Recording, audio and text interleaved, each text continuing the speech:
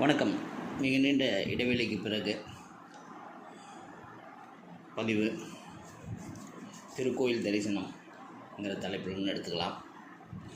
இந்த திருக்கோயில் தரிசனத்தில் இன்றைக்கி நம்ம பார்த்த கோயிலை மீண்டும் சில விஷயங்களை தெரிஞ்சுக்கொண்டு உங்களுக்கு பதிவிடணும்னு சொல்லி நேற்று காலையில் 5:30 மணிக்கு பார்த்தேன். இன்றைக்கி உங்களுக்காக பதிவு ரெடி. பொதுவாக நாகதோஷங்கள் போக்கும் தலங்கள்னு பல தலங்களை சொல்லுவாங்க. அங்கெல்லாம் சிவன் தான் மூலவராக இருப்பார். நாகதேவதை நாகத்துக்கு என்ன தனி சன்னதி ஓரமாக எங்கேயாவது இருக்கும், இல்லை நவகிரகங்களோட வழிபடுற மாதிரி இருக்கும். அப்படி திருப்பாம்புரம், பாமணி, நாகப்பட்டினம், திருநாகேஸ்வரம், கீழ்பெரும்பள்ளம், காளகத்தி,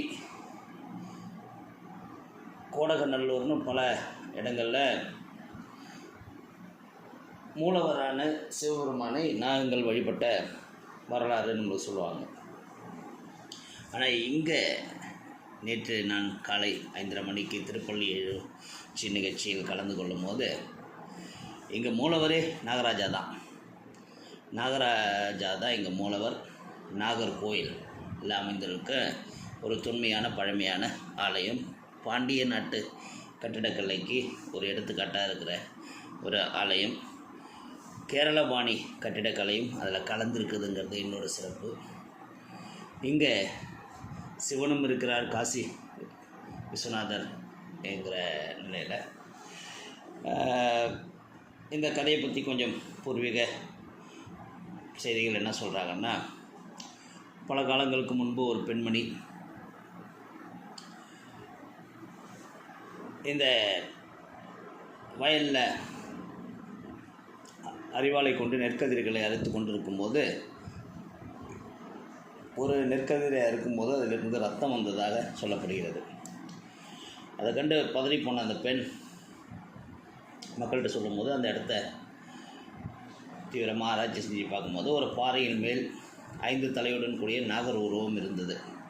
அதனால் இங்கே அந்த கத்தி போட்டதுனால அங்கே ரத்தம் வந்தது என்ன சொல்கிறாங்க. அதனால் இங்கே மூலவர் சுயம்பு மூர்த்தி.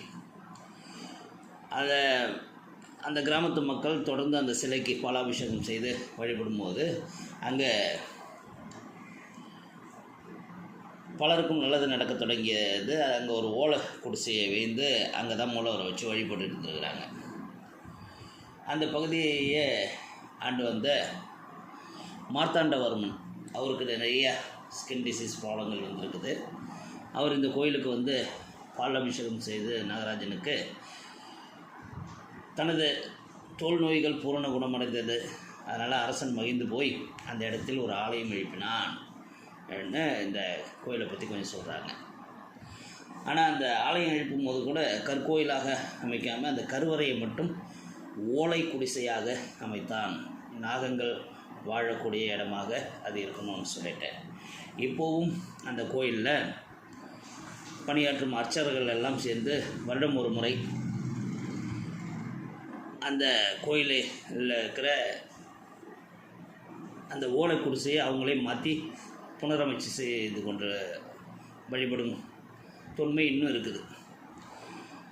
இங்கே துவாரபாலகர் இன்னும் பார்த்தோம்னா ஒரு ஆண் நாகமும் ஒரு பெண் நாகமும் அமைப்பில் இருக்குது.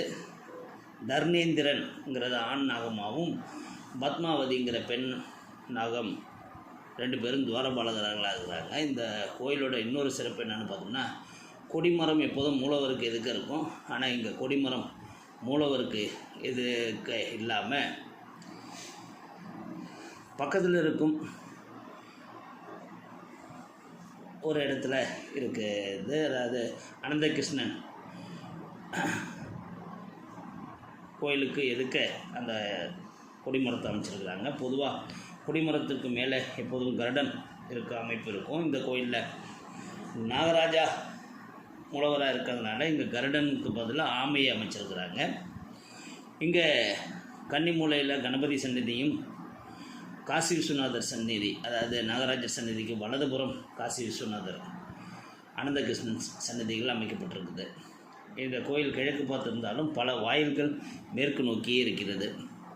இந்த கோயிலில் இன்னும் பார்த்தோம்னா கோயிலோட வெளிப்புறத்தில் மக்கள் அரச மரத்தை சுற்றி இருக்கிற நாக தெய்வங்களுக்கு தாங்களே மஞ்சள் அபிஷேகம் செய்து பால் ஊற்றி அபிஷேகம் செய்யும் முறையும் இங்கே இருக்குது.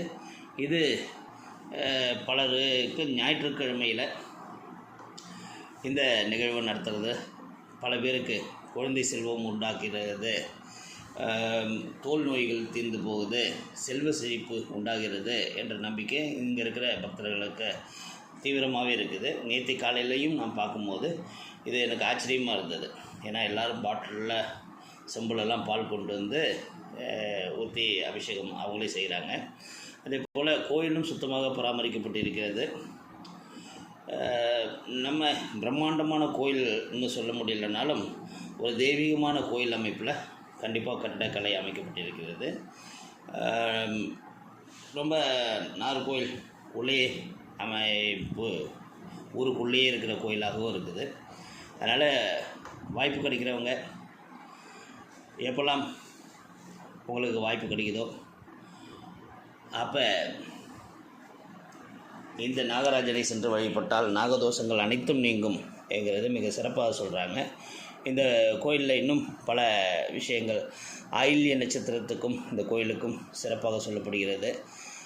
ஏன்னா நாகராஜ கோயிலுக்கு ஆயில்ய நட்சத்திரத்துக்கும் நெருங்கிய தொடர்பு இருக்குது. அதாவது ராமாவதாரத்தில் லட்சுமணர் ஆயில்ய நட்சத்திரத்திலும், கிருஷ்ணாவதாரத்தில் பொது அனந்தன் ஆயில்ய நட்சத்திரத்திலும், இந்த கலியுகத்தில் நாகராஜ ஆயில்ய நட்சத்திரத்திலும் அவதரித்ததாக சொல்லப்படுகிறதுங்கிறதுனால ஆயில்ய நட்சத்திரத்தை சிறப்பாக சொல்கிறாங்க. இந்த ஆயில்ய நட்சத்திர தினத்தன்று முறைப்படி இங்கே வழிபாடு செய்தால் கண்டிப்பாக எவ்வளவு பெரிய நோயாக இருந்தாலும் தீரும், குழந்தை பாக்கியம் உண்டாகும், திருமண பாக்கியம் கிட்டும் என்கிறது பக்தர்கள் அனுபவபூர்வமாக சொல்லக்கூடிய செய்திகளாகவும் இருக்கிறது. நேற்று காலையில் ஒரு திவ்ய தரிசனம் காலையில் 5:30 மணிக்கு திருப்பள்ளி எழுச்சி நிகழ்ச்சியில் நாங்கள் கலந்துக்கிட்டோம். மிக சிறப்பான ஒரு அனுபவம். அதுதான் உங்கள் கூட இன்றைக்கி திருக்கோயில் தரிசனத்தில் சுட சுட பகிரப்படுகிறது. வாழ்க வளமுடன், நலமே சூழ்க.